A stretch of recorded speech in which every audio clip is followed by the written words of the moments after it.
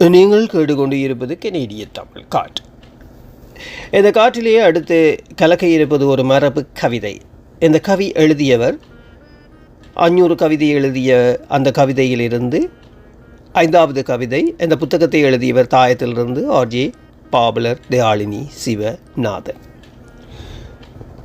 இறைவனின் வரமும் பெற்றே இயற்கையே இன்பம் பொங்கி குறைவிலா இன்பம் எம்மில் குவிந்திடும் ஆற்றல் கூடி முறையிலே தவறா மாற்றம் முழுமையும் வாழ்வின் ஏற்றம் நிறைவென கொண்டு நாளும் நிம்மதி காண்போம் நன்றே.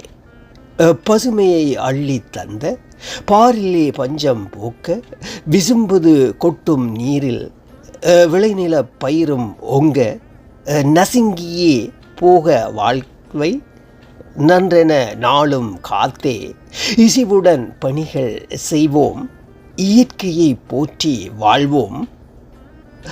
காலையிலே கதிரேன் கண்டு களிப்புறு உயிரினில் எல்லாம் அம்மாளையும் மங்கும் நேரம் மதியம் முகமும் காட்ட சேலையின் அழகு போல சிலந்து கடலும் நன்றே சோலைகள் சுமக்கும் இன்பம் சோகமே பறந்து போகும்.